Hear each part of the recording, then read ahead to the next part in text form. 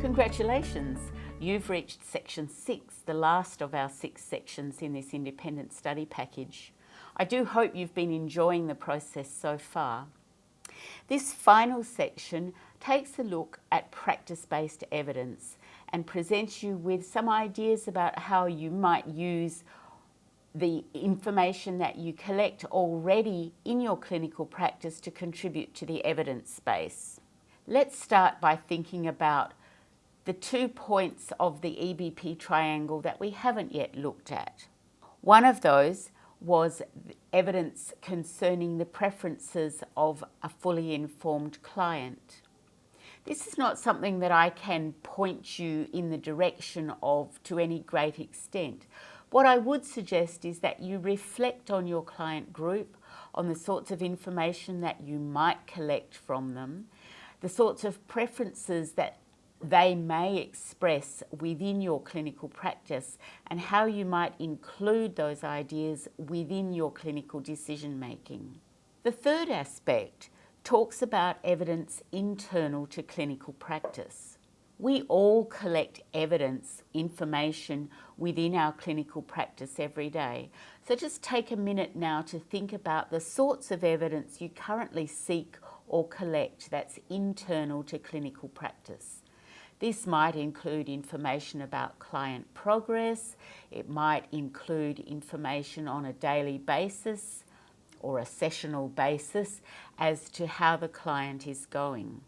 And I would remind you again of the important part that clinicians play in reflecting on their clinical practice and identifying questions that might be posed and addressed. As we said before, you might begin to address these questions by talking with researchers and forming a collaborative relationship.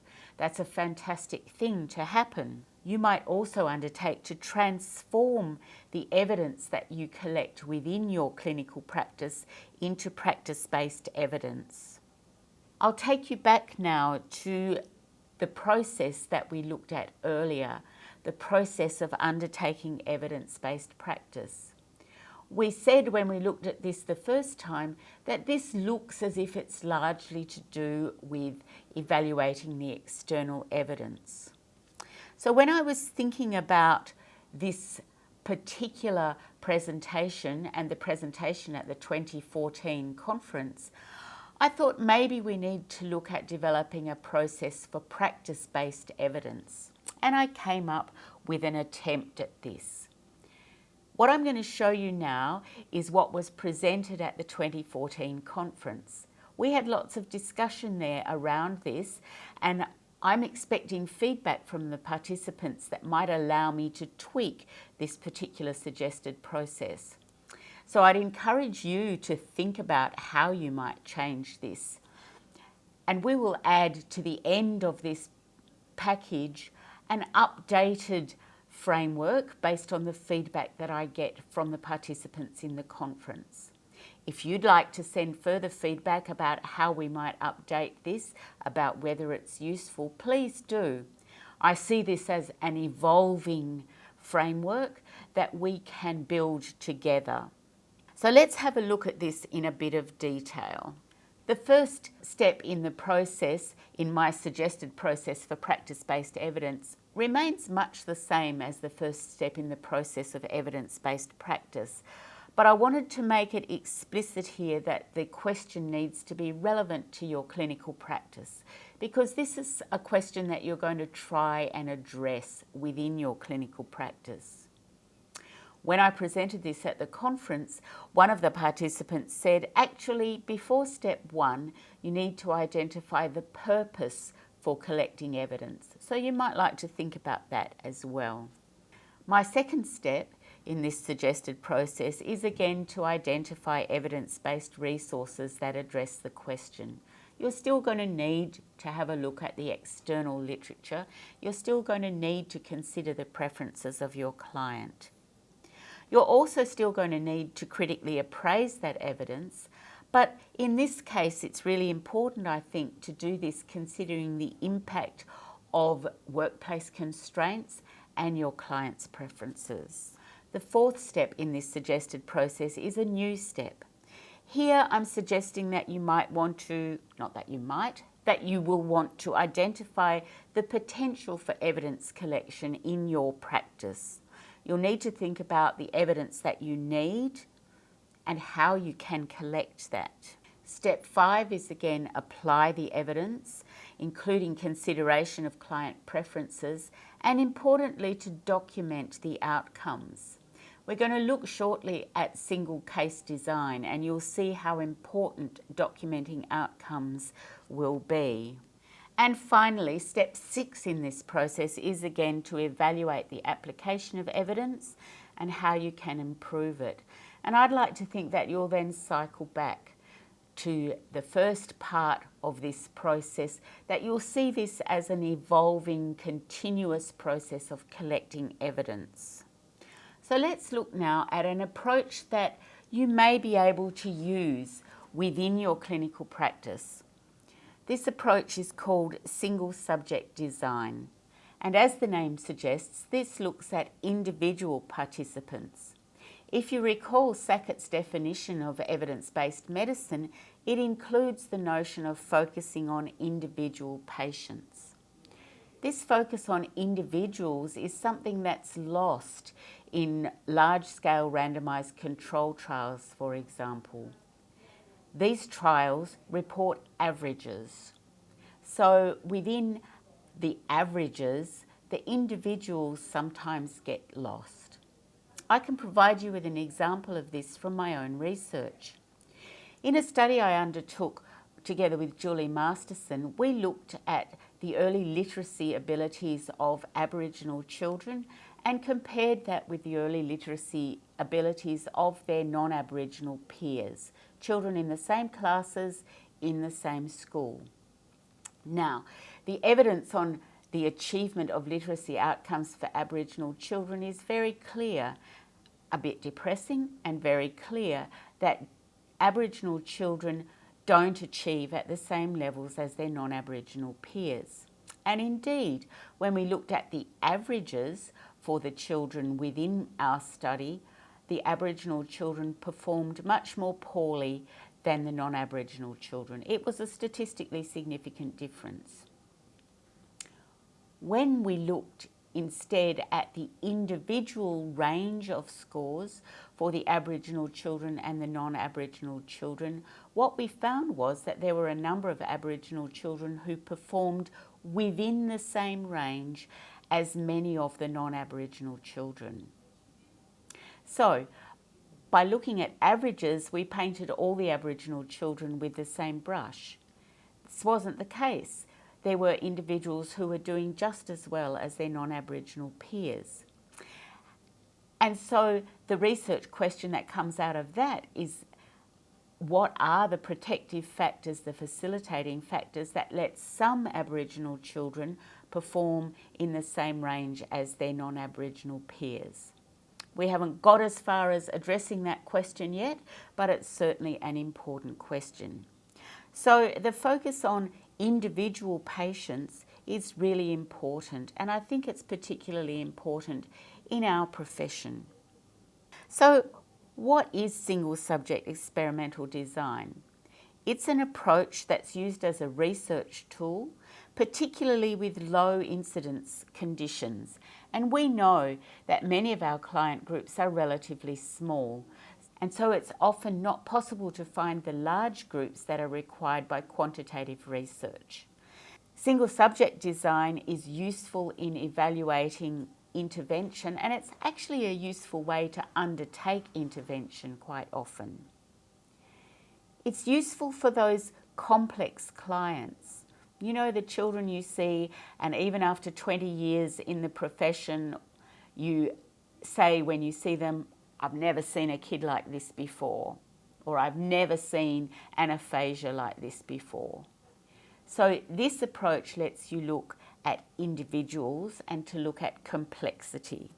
The formal definition of single subject designs tells us that they involve repeated, systematic measurement of a dependent variable, that's a characteristic of an individual, before, during and after the manipulation of an independent variable. and the independent variable is likely to be an intervention. Single subject approaches vary in their scientific rigour. You may well have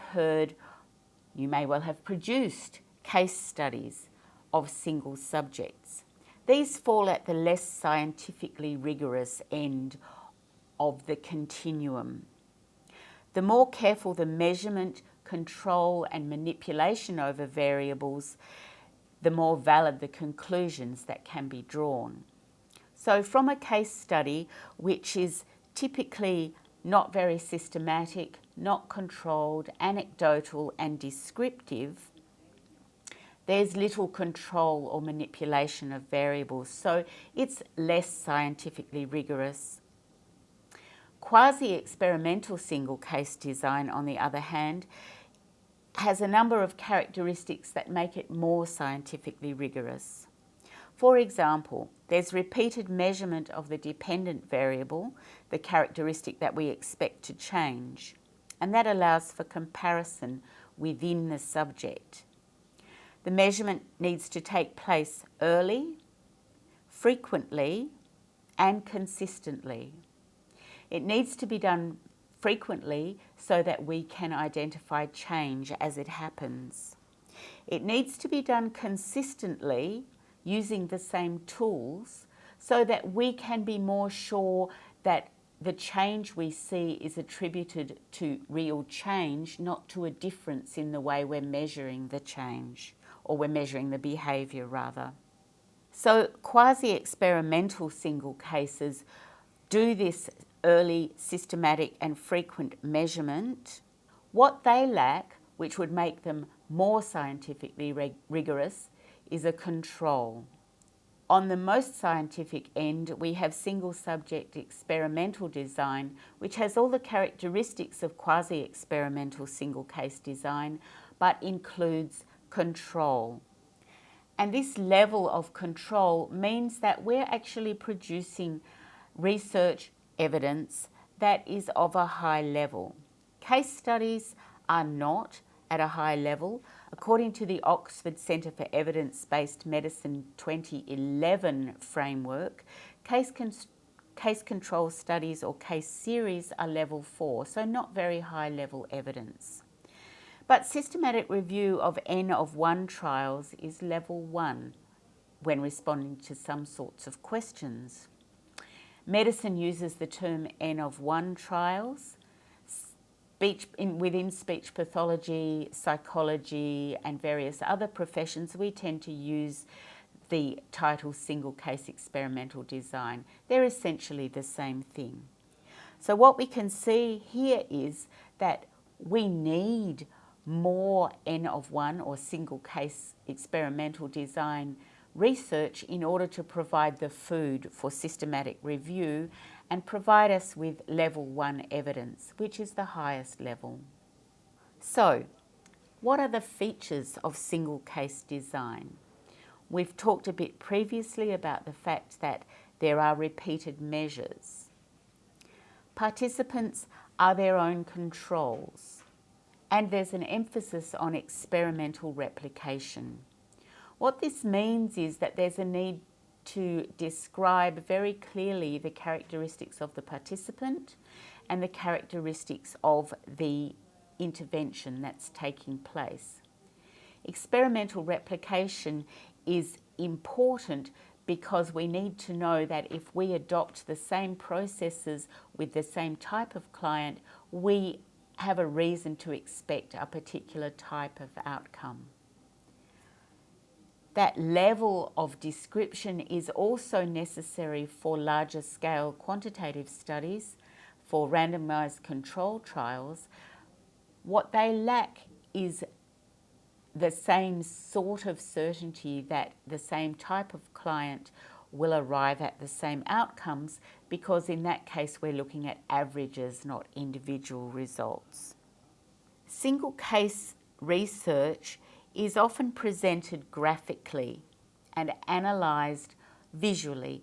There are statistical procedures that can be used to analyse these data, and in some papers you read, you will see the statistical analyses. Very often, though, it's suggested that visual inspection is sufficient.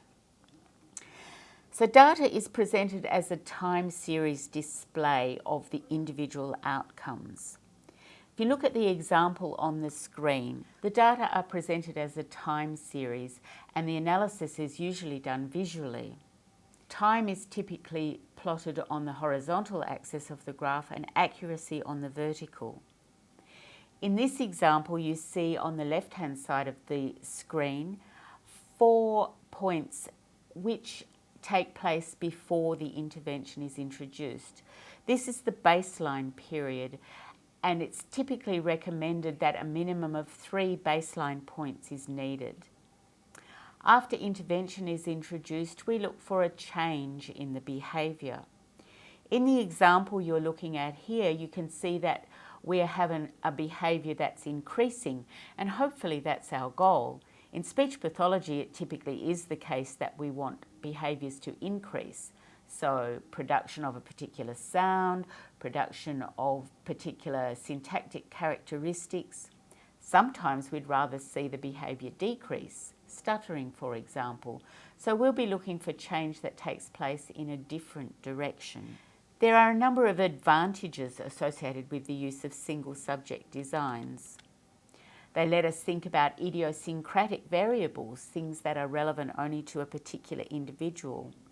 We can also use it to track the effect of different treatment approaches on the same individual, and this could be very useful in making your clinical decisions about how best to treat this individual person.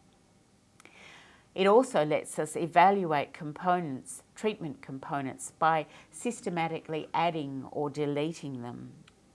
A critical aspect of single case design is identifying a control. If we're looking at a single case design within a participant, then we will need as a control another behaviour of the participant, something that we don't expect to change as a result of our intervention. So we'll be looking at another task to use as a control. We might embed elements of time series within our treatment approach. So we may introduce one treatment goal early, baseline a second treatment goal at the same time, keep baselining the second treatment goal for a period of time, and only introduce treatment for the second goal after we've seen change in the first goal. This is sometimes called a multiple baseline across behaviours. It's a very useful way to look at how things work for a particular individual. So we can see an example of that on the screen. You can see on the left one behaviour baselined over 4 points. There's a second behaviour here that we've also baselined over 2 points, and that's represented on the graph with the different colour. At this point, we introduce intervention for behaviour number 1, and we track what happens to accuracy on that behaviour. You can see on the graph in front of you that the behaviour is increasing. It's great. That's what we're looking for. At the same time, we continue to baseline behaviour 2. You can see on the graph in front of you that the level of performance in that behaviour hasn't changed very much across the period of time. Behaviour 1's increasing nicely. We expect that because we're intervening with that. Behaviour 2's not changing. We also expect that because we've selected it very carefully so that it won't be influenced by the intervention we provide for behaviour 1, and we haven't yet introduced intervention. At this point, we may decide to introduce intervention for behaviour 2 while continuing treatment for behaviour 1. So in this fictional example, behaviour 1 is still increasing because we're continuing to provide intervention. And now behaviour 2 is also increasing because we've provided some intervention for that.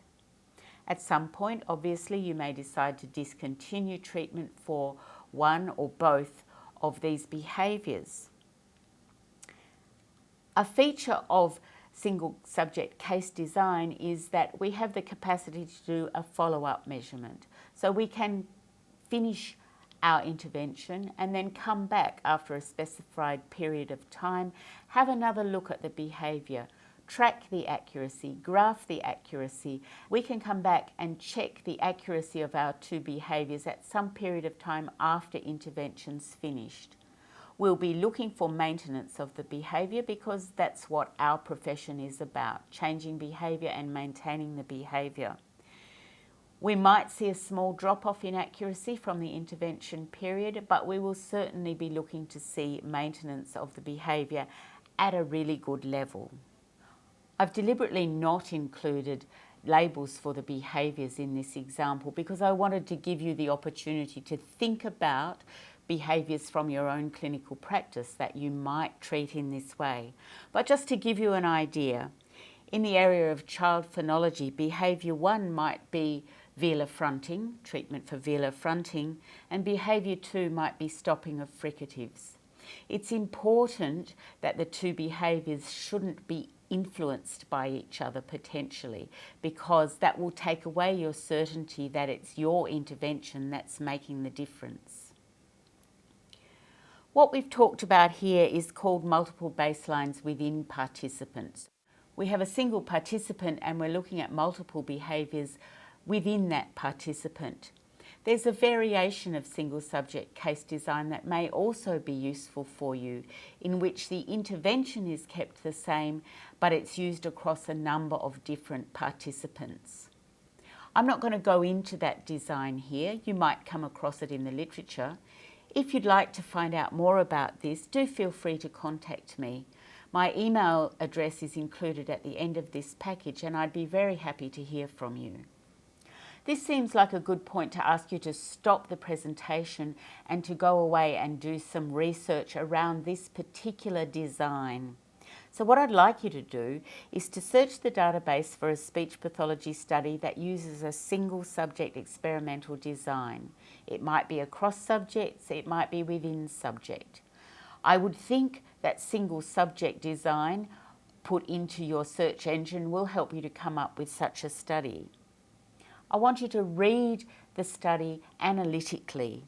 Think about the characteristics of the design that you see within the study, and think also about how you might consider using this particular approach within your own clinical practice. I think it's an easy way to track progress. We all track progress across weeks.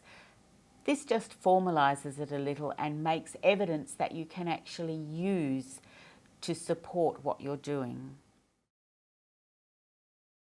Welcome back. How did you go with that activity? I hope you managed to find a paper using this design that you found interesting and relevant to your clinical practice. There'll be one more activity before we finish with this package, but I just wanted to make a few concluding remarks first of all. I wanted to remind you that the use of evidence-based practice is a professional responsibility and encourage you to take on board all that you've learned in undertaking this package. I'd really like you to remember that EBP means more than just researching the external evidence. It's much bigger than that. And I'd really like you to remember that clinicians are critical people in making a contribution to the evidence base. You can contribute by identifying questions from the real world to inform the research world, and also by contributing data from your real world contexts to help build the evidence base, an evidence base that encompasses treatment effectiveness as well as treatment efficacy. My contact details are shown here on the screen. I do hope you'll take the time to contact me, provide some feedback, ask me questions. Let me know how we can improve this package for the clinicians to come. And now to send you to your final activity. What I'd like you to do, what I'd encourage you to do, is to think about the client you considered earlier and to plan a single subject experimental design approach to intervention with that client. You can plan your approach to establishing a baseline, the behaviours you'll monitor, your control behaviour. And once you've planned your approach, why not be brave? Give it a go. implement your plan in your own clinical practice. Thanks again for taking the time to complete this package. All the best, and let me know how you get on.